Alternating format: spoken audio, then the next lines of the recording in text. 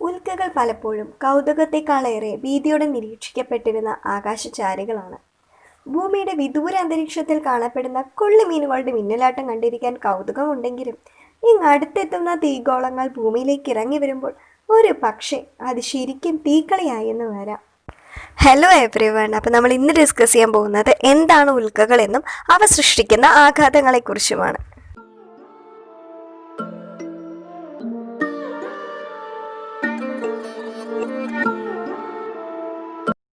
6.5 കോടി വർഷം മുൻപ് ഭൂമിയിൽ ആധിപത്യം പുലർത്തിയിരുന്ന ദിനോസറുകൾ ഉന്മൂലനം ചെയ്യപ്പെട്ടത് ശക്തമായ ഉൽക്കാപതനം മൂലമാണെന്നതിനുള്ള തെളിവുകൾ അവയുടെ ഫോസിലുകളിൽ തന്നെ ഉണ്ട്. എങ്കിലും ഉൽക്കകൾ ദുരന്തങ്ങളുടെയും ദുശകനങ്ങളുടെയും അടയാളമായി കണക്കാക്കപ്പെട്ടു പോന്നിരുന്ന പുരാതന കാഴ്ചപ്പാടിൽ നിന്ന് പുറത്തു കടക്കാൻ ഉൽക്കകളെക്കുറിച്ചുള്ള പഠനവും ശാസ്ത്രത്തിന്റെ വളർച്ചയും ഏറെ സഹായകമായിട്ടുണ്ട്. ഉൽക്കമഴ പോലുള്ള പ്രതിഭാസങ്ങൾ നിരീക്ഷിക്കാനും ആസ്വദിക്കാനും ആളുകൾ ഏറുന്നുവെന്നത് അതിന്റെ തെളിവാണ്. എന്താണ് ഉൽക്കകൾ? ഭൗമാന്തരീക്ഷം കട്ടിയേറിയതാണ്. അതിലൂടെ അതിവേഗം ഇരമ്പിപ്പായുന്ന വസ്തുവിന് ശക്തമായ ഘർഷണം നേരിടേണ്ടി വരും. ഭൂമിയുടെ അന്തരീക്ഷവുമായി ഉരസുമ്പോഴുണ്ടാകുന്ന താപം വസ്തുവിനെ വെണ്ണീറാക്കാൻ പറ്റുന്നത്ര തീവ്രമാണ്. ബാഹ്യാകാശത്ത് കൂടി അലഞ്ഞു തിരിയുന്ന ചില ലഘുഗ്രഹ ശകലങ്ങൾ, പൊട്ടിച്ചെതറിയ ധൂമകേതുക്കളുടെ അവശിഷ്ടങ്ങൾ തുടങ്ങിയവ ഭൂമിയുടെ ആകർഷണത്തിലകപ്പെട്ട് ഭൗമാന്തരീക്ഷത്തിലേക്ക് പ്രവേശിക്കുന്നു. പാറയും ലോഹങ്ങളും അടങ്ങിയ ഈ ദ്രവ്യശകലങ്ങളാണ് ഉൽക്കകൾ. സൗരയുദ്ധത്തിന്റെ ഉത്ഭവകാലത്തു തന്നെ സൗരകുടുംബത്തിലെ അംഗങ്ങളാണവർ. ഭൂമിയുടെ അടുക്കും തോറും അന്തരീക്ഷത്തിന്റെ കട്ടി കൂടുന്നത് കൊണ്ട് ഭൗമോപരിതലത്തിലേക്ക് പാഞ്ഞെടുക്കുന്ന ഈ ചെറു കഷ്ണങ്ങൾ നേരിടുന്ന ഘർഷണം വർദ്ധിക്കുന്നു. അതികഠിനമായ ഉരസലിൽ ചുട്ടുപഴുത്ത് അവ ആവിയായി തീരുന്നു. ഇങ്ങനെ ഉൽക്കകൾ എരിഞ്ഞൊടുങ്ങുമ്പോഴുണ്ടാകുന്ന തിളക്കമാണ് പ്രകാശമാനമായ രേഖകളായി ആകാശത്ത് തെളിഞ്ഞു കാണുന്നത്. നിമിഷ നേരം കൊണ്ട് മിന്നിമറയുന്ന ഈ പ്രകാശരേഖകളെ നാം കൊള്ളിമീനുകൾ എന്ന് വിളിക്കുന്നു. ഉൽക്കകൾ ഇപ്രകാരം വേഗത്തിൽ ചുട്ടുപഴുക്കാൻ ഒരു കാരണം കൂടിയുണ്ട്. ദ്രുതഗതിയിൽ അന്തരീക്ഷത്തിലൂടെ പായുന്ന ഉൽക്കയ്ക്ക് ഉയർന്ന ഗതികോർജമാണ് ഉള്ളത്. പോകുന്ന വഴിയിൽ തള്ളിയമരുന്ന വായുവിന് വശങ്ങളിലേക്ക് ചിതറാൻ പോലും സാവകാശമില്ലാത്ത വിധം വേഗത്തിലാണ് ഉൽക്കയുടെ യാത്ര. അതുകൊണ്ട് തന്നെ അതിന്റെ വഴിയിലുള്ള വായുമർദ്ദം ഉയരുകയും ചൂട് പിടിക്കുകയും ചെയ്യുന്നു. അതുപോലെ ഘർഷണം കൊണ്ടുണ്ടാകുന്ന ചൂടിനൊപ്പം ഇപ്രകാരം ഉണ്ടാകുന്ന മർദ്ദം ഉൽക്കകളുടെ എരിഞ്ഞൊടുങ്ങലിന്റെ വേഗം കൂട്ടുകയും പ്രകാശ തീവ്രത വർദ്ധിപ്പിക്കുകയും ചെയ്യും. ക്ഷുദ്രഗ്രഹങ്ങളെ അപേക്ഷിച്ച് ചെറിയ ദ്രവ്യശകലങ്ങളാണ് ഉൽക്കകൾ. ലക്ഷക്കണക്കിന് ഉൽക്കകൾ ദിവസവും ഭൂമിയുടെ അന്തരീക്ഷത്തിലേക്ക് എത്തുന്നുണ്ട്. പക്ഷെ അവയെല്ലാം നമുക്ക് കാണാൻ കഴിയില്ല. ഏകദേശം 80 മുതൽ 120 കിലോമീറ്റർ ഉയരത്തിലാണ് ഉൽക്കകൾ ദൃശ്യമാകുന്നത്. ഏറിയ പങ്കും ഈ ഉയരത്തിൽ എത്തുന്നതിന് മുൻപ് തന്നെ എരിഞ്ഞമർന്നിട്ടുണ്ടാകും. എന്നാൽ വലിപ്പമേറിയ ചില ഉൽക്കകൾ അന്തരീക്ഷത്തിൽ കത്തിത്തീരാതെ ഭൂമിയിലേക്ക് പതിക്കുന്നു. ഇവയെയാണ് ഉൽക്കാശിലകൾ എന്ന് വിളിക്കുന്നത്. നന്നേ ചെറിയ ഉൽക്കകളെ സൂക്ഷ്മ ഉൽക്കകൾ എന്ന് വിളിക്കുന്നു. ഉൽക്കകളും ബാഹ്യാകാശ ധൂളികളും സൂക്ഷ്മ ഉൽക്കകളും മറ്റുമായി 15,000 ടൺ ദ്രവ്യം ഓരോ വർഷവും ഭൗമാന്തരീക്ഷത്തിലേക്ക് പ്രവേശിക്കുന്നു. സാധാരണ കാണുന്നതിലും തിളക്കമേറിയ ഉൽക്കകളാണ് അഗ്നിഗോളങ്ങൾ. കൂടുതൽ പ്രകാശമാനമായ അഗ്നിഗോളങ്ങൾ ബൊളോയിഡുകൾ എന്നറിയപ്പെടുന്നു. അഗ്നിഗോളങ്ങളും ബൊളോയിഡുകളും പൊതുവിൽ ഒന്നുതന്നെയായിട്ടാണ് വിവക്ഷിക്കപ്പെടുന്നത് എങ്കിലും -4 അതിലധികമോ കാന്തിമാനമുള്ളവയെയാണ് അഗ്നിഗോളങ്ങളായി കരുതുക. ബൊളോയിഡുകളാകട്ടെ -14നും അതിനു മുകളിലും കാന്തിമാനമുള്ള അഗ്നിഗോളങ്ങളാണ്. -17ലും അധികം പ്രകാശപൂരിതമായ ഉൽക്കകൾ സൂപ്പർ ബൊളോയിഡുകൾ എന്നറിയപ്പെടുന്നു. വലിയ ഉൽക്കകളോ ബൊളോയിഡുകളോ കത്തുമ്പോൾ ദൃശ്യമാകുന്ന പ്രകാശം ഉൽക്കയുടെ ലോഹക്കൂട്ടം അത് സമ്പർക്കത്തിൽ ഏർപ്പെടുന്ന ചൂട് വായുവിലൂടെയുള്ള തന്മാത്രകൾക്കനുസരിച്ച് വ്യത്യാസപ്പെട്ടിരിക്കുന്നു. ഉദാഹരണത്തിന് മഞ്ഞ നിറത്തിൽ കത്തുന്ന ഒരു ഉൽക്കയുടെ പ്രധാന ഘടകം ഇരുമ്പാണെന്ന് മനസ്സിലാക്കാം. ഭൂമിയിലേക്ക് പതിക്കുന്ന ഒട്ടുമിക്ക ഉൽക്കകളെയും നമ്മുടെ അന്തരീക്ഷ കവചം തന്നെ പ്രതിരോധിക്കുന്നു. ഭൗമോപരിതലത്തിന്റെ ഭൂരിഭാഗവും സമുദ്രവും മരുഭൂമിയുമൊക്കെ ആയതുകൊണ്ട് തന്നെ ഉൽക്കാപതനം പലപ്പോഴും മനുഷ്യനെ ബാധിക്കാറില്ല. എന്നാൽ ഉയർന്ന മാസുള്ള ഉൽക്കകൾക്ക് മുൻപിൽ അന്തരീക്ഷം നൽകുന്ന പ്രതിരോധം മതിയാവണമെന്നില്ല. അതുകൊണ്ട് തന്നെ ഉൽക്കാപതനത്തിന്റെ ആഘാതം ചിലപ്പോഴെങ്കിലും അതിഭയാനകമായ ചിത്രവും സൃഷ്ടിച്ചിട്ടുണ്ട്. ഉൽക്കകൾ ഉഗ്രശേഷിയോടെ ഭൗമോപരിതലത്തെ ഉഴുതുമറിച്ചതിന്റെ അവശേഷിപ്പുകൾ ഭൂമിയുടെ പല ഭാഗങ്ങളിലായി ഇന്നും കാണാം. അത്തരത്തിൽ രൂപപ്പെട്ട ഏറ്റവും വലിയ ഉൽക്കാഗർത്തങ്ങളാണ് അമേരിക്കയിലെ അരിസോണയിലുള്ള ഉൽക്കാഗർത്തം.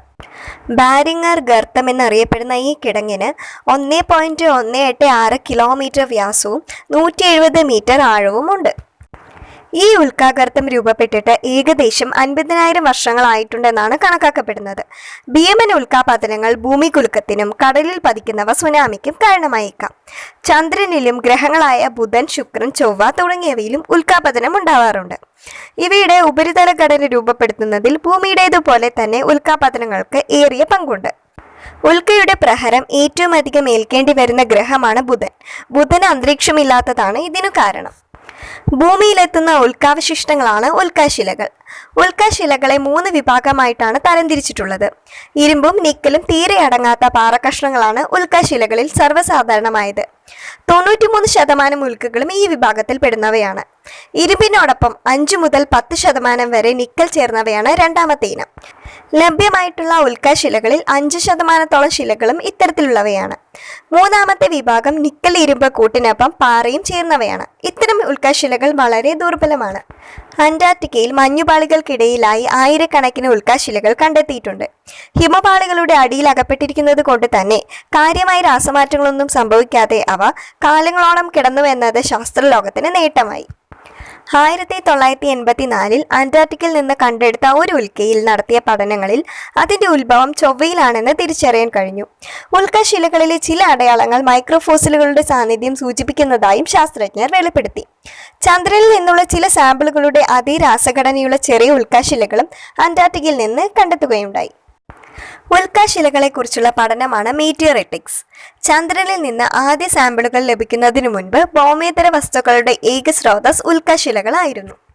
സൗരയൂഥത്തിന്റെ ഉൽപ്പത്തിക്ക് മുമ്പ് തന്നെയുള്ള നക്ഷത്രധൂളികൾ ചില ഉൽക്കാശിലകൾ ഉൾക്കൊള്ളുന്നുണ്ട്.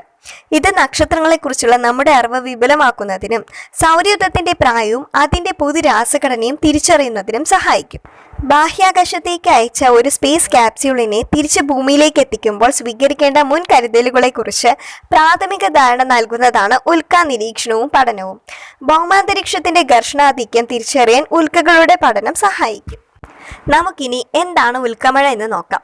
ആകാശത്ത് പൾസീസ് എന്ന നക്ഷത്ര സമൂഹത്തിന്റെ സ്ഥാനത്ത് നിന്നും വരുന്നതിനാലാണ് അതിന്റെ പേരിൽ തന്നെ ഉൽക്കമഴ അറിയപ്പെടുന്നത്.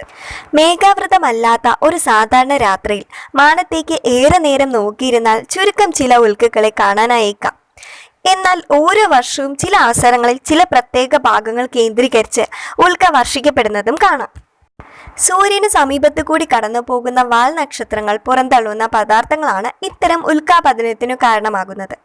വാൽ നക്ഷത്രത്തിന്റെ ഭ്രമണപഥത്തിന്റെ ദിശയിൽ ഭൂമി കടന്നു പോകുന്ന അവസരത്തിൽ കേന്ദ്രീകൃതമായ ഉൽക്കാപതനം ഉണ്ടാകുന്നു. തുടർച്ചയായ പതനമെന്ന നിലയിലാണ് അവയെ ഉൽക്കമഴ എന്ന് വിശേഷിപ്പിക്കുന്നത്. ലിയോണിഡ് എന്നറിയപ്പെടുന്ന ഉൽക്കമഴ വളരെ ശ്രദ്ധേയമായ ഒന്നാണ്. ചിങ്ങരാശിയുടെ ഭാഗത്തു നിന്നാണ് ഉൽക്കകൾ പ്രത്യക്ഷമാവുക. ലിയോണിഡ് എന്നറിയപ്പെടുന്നത് ഇതുകൊണ്ടാണ്. ടെമ്പിൾ ടർട്ടിൽ എന്ന വാൽനക്ഷത്രം പുറന്തള്ളുന്ന പദാർത്ഥങ്ങളാണ് ഈ ഉൽക്കമഴയ്ക്ക് കാരണം. നവംബർ പകുതിയോടെയാണ് ഇത് ദൃശ്യമാവുക. ഡിസംബറിലെ ജെമിനിഡ് അതായത് മിഥുന രാശി, ഒക്ടോബർ മാസത്തിൽ ദൃശ്യമാകുന്ന ഓറിയനിഡ് അതായത് വേട്ടക്കാരൻ രാശി തുടങ്ങിയവ അതാത് നക്ഷത്രഗണങ്ങൾക്ക് സമീപം വീക്ഷിക്കാവുന്ന ഉൽക്കാവർഷങ്ങളാണ്.